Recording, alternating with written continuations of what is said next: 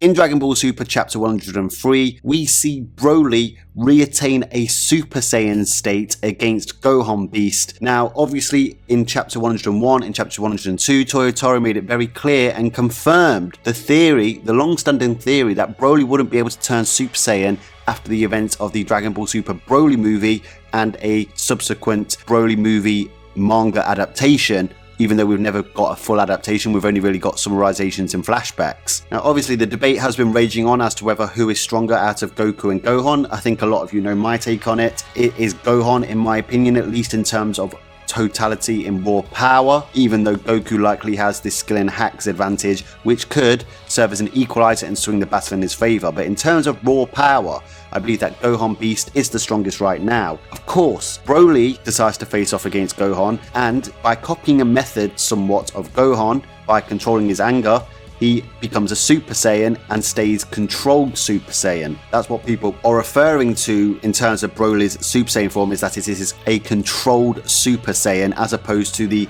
Super Saiyan full power form we see in the Broly movie, or as some people refer to as a legendary Super Saiyan form, which I think isn't incorrect either. I know some people disagree, but I think it's also a correct way to describe it. It's just not been coined that yet officially in Super. And if you've been following me, you'll know that in the video where I talked about Broly only being able to go basic Super Saiyan, that I compared it to Kale's transformation, which is another Dragon Ball Super Berserker Super Saiyan transformation, and there are grounds to say that they're the same transformation and that they are the legendary Saiyan turning Super Saiyan with very unique Super Saiyan forms, which makes it a legendary Super Saiyan. Anyway, I'm not going to delve too much in that today. I'm actually going to focus on the fact that what we saw against Gohan Beast in this chapter was not Broly at his utmost strongest. Well, now we know that when Broly is fighting against Gohan, he's fighting in his base form. We do know that in chapter 101 it was shown that base Broly can contend with Super Saiyan Vegeta, so Broly's starting point naturally is actually Super Saiyan Goku and Vegeta levels, because obviously we know from the fights where they fought in bases, they're actually pretty similar in terms of raw power. I know Vegeta won by a small margin, but they're pretty much relevant to each other. But base Broly is at least on Super Saiyan Vegeta's level. Goku stated this pretty damn clearly, so he would likely be on Super Saiyan Goku's level as well. That's actually showing that Goku and Vegeta have increased their base power more than Broly's increased his base power since the Broly movie. Now here's an interesting point of contention. We see Ultimate Gohan face off against base Broly.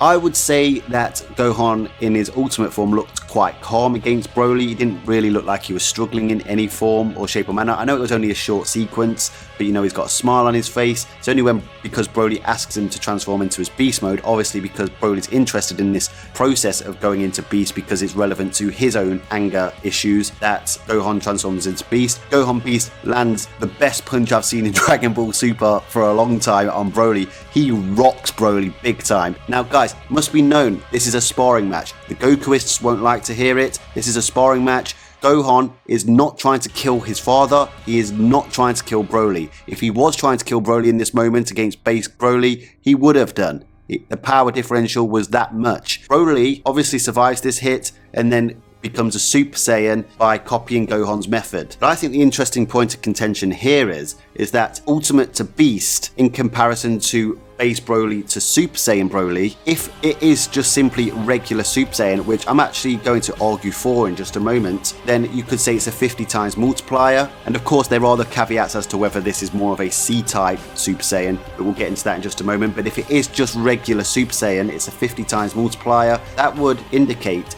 that base Broly to Super Saiyan Broly is a bigger multiplier than Ultimate to Beast mode for Gohan. Definitely food for thought. Let me know your thoughts down in the comment section. Now obviously once Broly goes Super Saiyan, he does get that massive beefed up form, and then he manages to control it and he seems to go back down to a more regular size. Obviously he's still massive, I mean it is Broly, his hench, but he gets control of it. You see his pupils, the regular Super Saiyan pupils, and he fights off against Gohan. Nothing really significant happens in this battle, and I would offer that Gohan isn't quite using that full maximum power berserk mode, at least I don't think he is. But then again, would Broly really want to not be shown that? So maybe Gohan was showing him that, it just wasn't stated. Obviously Gohan comments on how much raw power Broly has, saying it's such pure power, such an amazing amount of power. And whilst Viz did go for a slightly different translation of him commenting on Broly's power as a Super Saiyan, the Raws really simply states that Broly's Super Saiyan power was just better than other people's power as a Super Saiyan. So that is definitely interesting. But ultimately they seem to be on par at that moment. Gohan then starts to toss Broly around, but it seems that it's more to do with the fact that Gohan has more of a hold on his power and is able to be more efficient with his power than Broly is with his power, as he's only just become a Super Saiyan. He's literally only just found that transformation.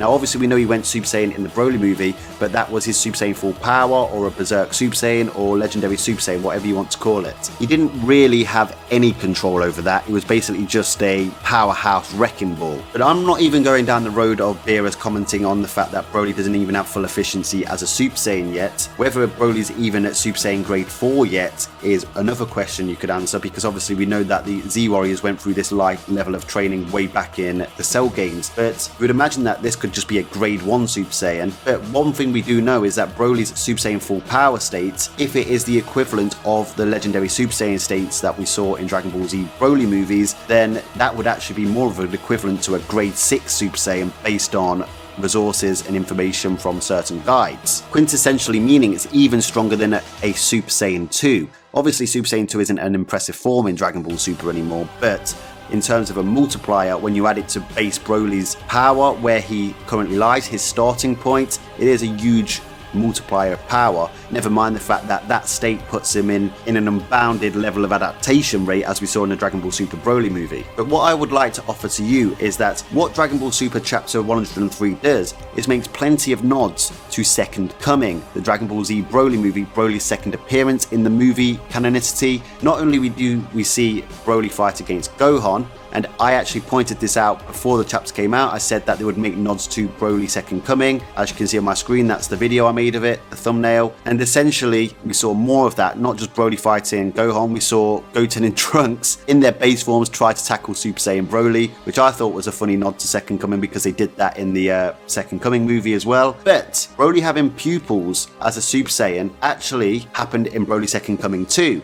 In the legendary Super Saiyan movie, he had his restricted Super Saiyan form when he was under control from Paragus, but the moment he broke out of that shackle, he actually went straight into his legendary Super Saiyan state and was mollywhopping the Z Warriors. In Second Coming, he actually goes into a regular Super Saiyan first. Now in the Daizenshu 6, which covers the Dragon Ball Z movies, it shows us the transformation line for both the first two Broly movies, Broly the Legendary Super Saiyan and Broly Second Coming. In Broly the Legendary Super Saiyan, we see a transformation line for his base form, going into the restrained Super Saiyan with the kind of bluey hair where he's being controlled by Paragus. Then it goes straight into the legendary Super Saiyan form. So you would think that come the next movie, when he can use a regular Super Saiyan state, that it will be beyond his legendary Super Saiyan form. Well, no, because the Daizenshu 6 also has the transformation line for the Second Coming movie, in which it shows us that, as you can pretty much interpret from the movie anyway, as we see in the movie, it actually powers up into the legendary Super Saiyan form. The Daizenshu 6 confirmed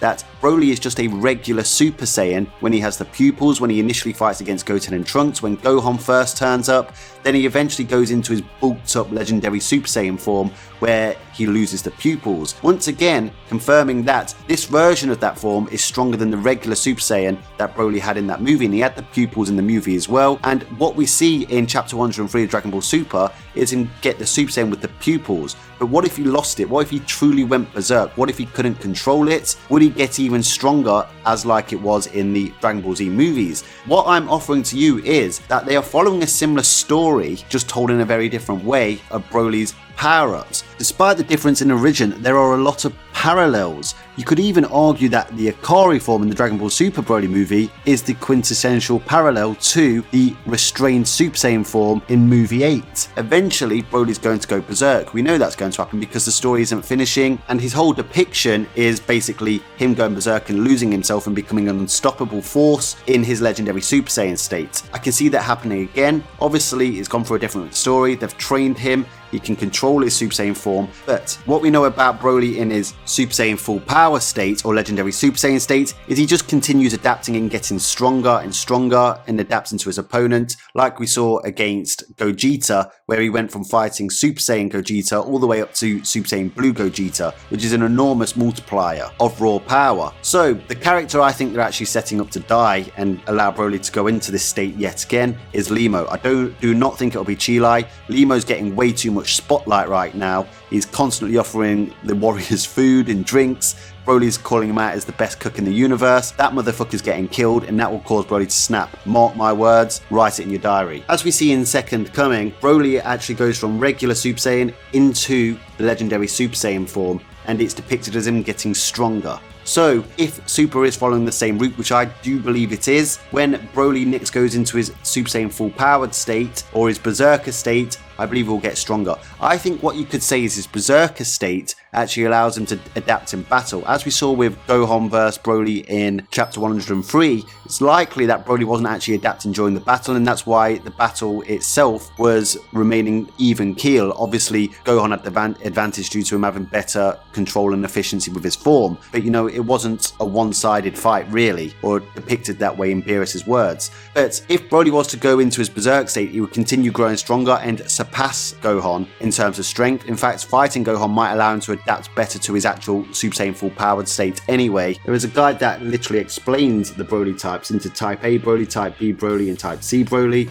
Like I said, Broly suppressed by Paragus' device, has that bluey green hair. Then of course there's legendary Super Saiyan Broly, which is a Type B Broly. And then Type C Broly is what we see in the Second Coming. So even though Type C Broly came after Type B Broly, Type B Broly is still stronger than Type C Broly. It literally states here, the Type A Broly was in the picture in a Super Saiyan form but without the gold hair. Type B is just a power-up form, since legend says that the Super Saiyan likes to destroy and is powerful, and since Broly had these qualities, he was called the legendary Super Saiyan. Both types were seen on the planet New Vegeta in the movie where he fought Goku and the others. Type C is the form we saw when Broly fought Gohan on Earth. He did change into Type B, but it's just another transformation. Basically a plain Super Saiyan, which potentially could just be a stagnant 50 times multiplier. Obviously, it's probably a grade 1 Super Saiyan Broly rather than a grade 4 Super Saiyan Broly, so there is that could make him more effective as a Super Saiyan due to training.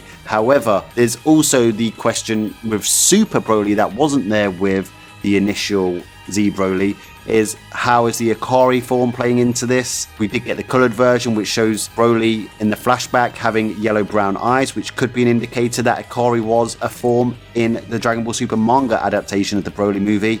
And then of course there's this extra state on top, which is the Super Saiyan full powered state as it's coined in Dragon Ball Super, not necessarily coined the legendary Super Saiyan in Dragon Ball Super, but a lot of us do believe it is quintessentially the same thing. Personally, I just believe he is the legendary Saiyan that can continuously grow in strength once he goes into a Berserk form, and when he turns Super Saiyan and has his own unique Super Saiyan, the two add together to make the legendary Super Saiyan. But I think we'll hear it coined the legendary Super Saiyan when the story demands it to be so. That's just my thoughts, but let me know your thoughts down in the comment section. Now, a lot of people like to theorise that we'll see Broly with a new form the next time he gets really serious. I believe that is definitely on the cards, but I do think we'll see him snap and go into his legendary Super Saiyan full power state first.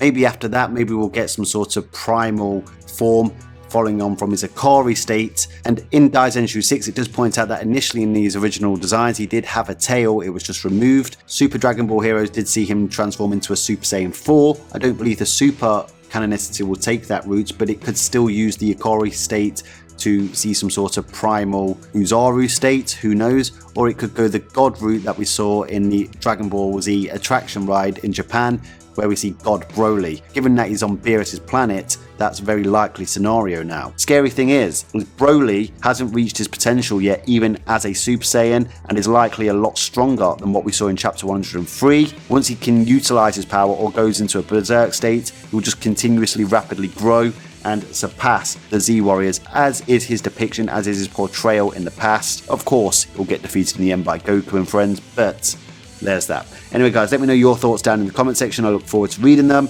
Until next time, Ad Astra.